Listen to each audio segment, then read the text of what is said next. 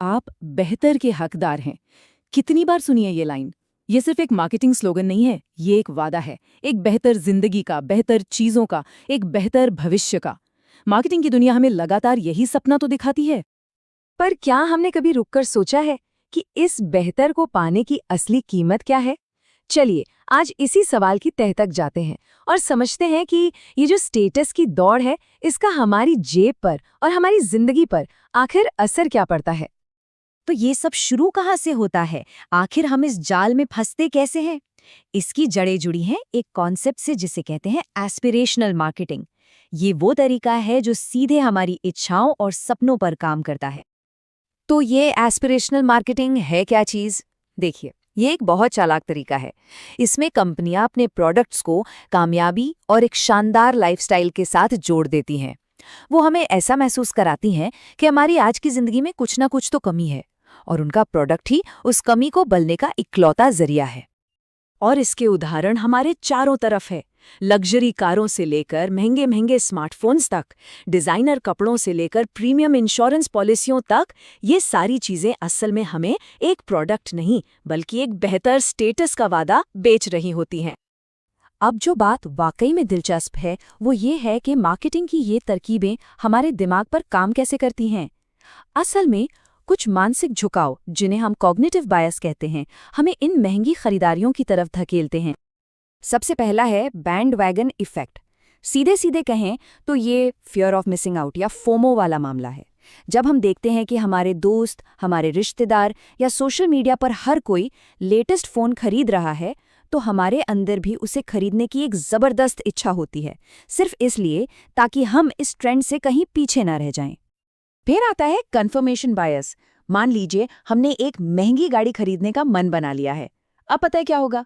हम सिर्फ उसके अच्छे रिव्यू पढ़ेंगे, उसकी स्पीड और स्टाइल की तारीफ करने वाले वीडियो देखेंगे और उन सभी आर्टिकल्स को अनदेखा कर देंगे जो उसकी खराब माइलेज या महंगे मेंटेनेंस के बारे में बताते हैं। सीधी सी बात है, हम वो सुनते हैं जो हम सुनना चाहते हैं। एंकरिंग बायस भी बड़ा मजेदार है। इसमें हमारा दिमाग किसी जानकारी के पहले टुकड़े पर ही अटक जाता है। जैसे किसी शोरूम में हमें पहले 10 लाख की घड़ी दिखाई जाती है, उसके बाद जब वो हमें 2 लाख की घड़ी दिखाते हैं तो वो अचानक बहुत सस्ती और एक अच्छी डील लगने लगती है, भले ही वो भी हमारी जरूरत से कहीं ज्यादा महंगी हो। वो 10 लाख की कीमत हमारे दिमाग के लिए एक एंकर बन जाती है। और आखिर में लॉस अवर्जन। मनोवैज्ञानिक तौर पर 1000 रुपए खोने का दुख 1000 रुपए पाने की खुशी से कहीं ज्यादा महसूस होता है।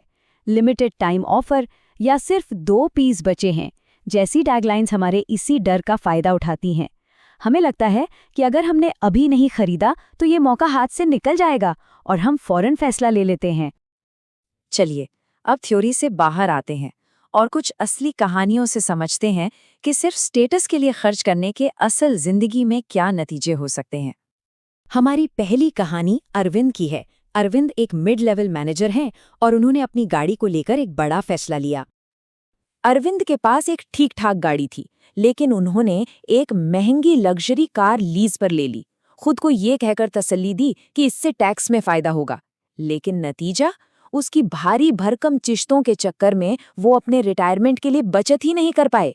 यहाँ एक चमचमाती कार का आकर्षण उनके परिवार के सुरक्षित भविष्य पर भारी पड़ गया। अब प्रिया की कहानी देखते हैं। उन्होंने अपने परिवार के लिए एक ऐसा बीमा का फैसला लिया जो था तो नेक इरादे से, पर शायद पूरी तरह से सोचा समझा नहीं था। प्रिया ने सबसे अच्छी और सबसे बड़ी हेल्थ इंश्योरेंस पॉलिसी खरीद ली। उन्हें लगा कि ये उनके परिवार के लिए सबसे बेहतरीन सुरक्षा कवच है, लेकिन वो ये भूल गईं कि उनके पास ऑफिस से भी एक अच्छा कवर था। हुआ क्या, वो हर साल एक बहुत बड़ा प्रीमियम भर रही थी, जबकि एक छोटे बेस प्लान के साथ एक टॉपअप प्लान लेकर उन्हें कम पैसों में कहीं बेहतर कवरेज मिल सकता था। ये पैसा उनके बच्चों की पढ़ाई या दूसरे जरूरी कामों में लग सकता था। लेकिन हर कहानी ऐसी नहीं होती। अब मिलते हैं राजेश से, जिन्होंने एक अलग और ज्यादा समझदारी भरा रास्ता चुना। जब राजेश के बेटे ने कॉलेज जाने के लिए दोस्तों जैसी एक महंगी बाइक की जिद की, तो राजेश ने उसे बिठाकर समझाया। उन्होंने बताया कि ये बाइक एक स्टेटस सिंबल जरूर है, लेकिन इसकी कीमत हर साल घटती जाएगी।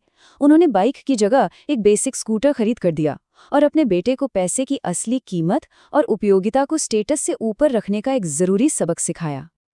तो इन कहानियों से एक बात तो साफ है, हमें स्टेटस और उपयोगिता यानी यूटिलिटी के बीच एक बैलेंस बनाने की जरूरत है। आइए इसे करने के लिए एक आसान सा फ्रेमवर्क देखते हैं। तो सवाल ये उठता है कि हम अपने खर्चों को सही तरह से देखें कैसे, बेहतर फैसले लें कैसे। क्या कोई ऐसा तरीका है जिससे इस उलझन को सुलझाया जा सके? जी हाँ, बिल्कुल है, और ये एक बहुत ही सरल विजुअल टूल है। ये है स्टेटस बनाम उपयोगिता मैट्रिक्स। ये हमारी किसी भी खरीदारी को परखने में मदद करता है। इसे हम 4 हिस्सों में बांटकर देख सकते हैं। एक तरफ है हाई स्टेटस लो यूटिलिटी वाला खाना, जैसे कि बहुत महंगे डिजाइनर कपड़े जो दिखने में तो शानदार हैं पर शायद रोजमर्रा के काम के नहीं। दूसरी तरफ है लो स्टेटस हाई यूटिलिटी, जैसे एक साधारण सी साइकिल या स्कूटर जिसका मुख्य काम आपको एक जगह से दूसरी जगह ले जाना है, दिखावा करना नहीं। फिर आता है हाई स्टेटस हाई यूटिलिटी। मान लीजिए बिजनेस के लिए एक लग्जरी कार जो स्टेटस भी देती है और जरूरत भी पूरी करती है। और चौथा, जो अक्सर सबसे समझदारी वाला विकल्प होता है, वो है लो स्टेटस हाई यूटिलिटी, जैसे एक अच्छा और सस्ता बीमा प्लान जो बिना किसी दिखावे के पूरी सुरक्षा देता है। हमारा लक्ष्य हमेशा उन चीज़ों पर खर्च करना होना चाहिए जो हाई यूटिलिटी वाले हिस्से में आती हैं, फिर चाहे उनका स्टेटस लो हो या हाई।